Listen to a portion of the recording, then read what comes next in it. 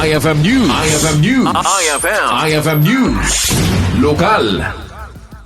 Inpakamo ni ang Provincial Agriculturist Engineer Teresa Bacnat nga agtultuloy latay ti programa nga Agri kadito iti Provincial Government of Ilocos Norte wenno PGIN.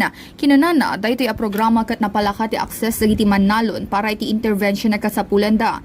Inbata ni Bacnat laket di available ken urgent dati kasapulan dagiti mannalon nga ket insigida ang maipaay tapno masabot ti kasapulan dagitoy. Inay na nga agtultuloy pa iti panakaipasdeka iti water harvesting facility kada iti agduduma lugar ditoy probinsya.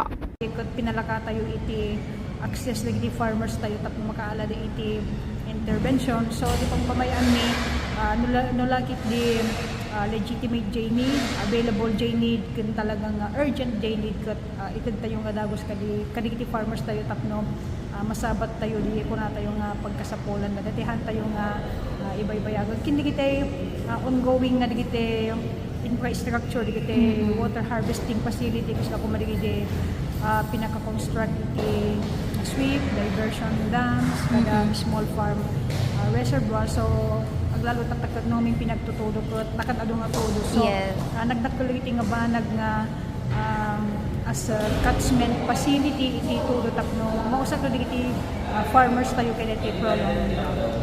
Kabayatan na sagun kan Bacnat dapay ragiti libre abini, pestisidyo, abono, kana farm equipment sa may papaay karagiti mannalo na kasuporta karagitoy. Inpakamuna ang ano adaga sa pulan dagiti mannalon kat bumisita dalaang when nagkamang iti Provincial Agriculture Office sa tapno masolusyonan dagitoy.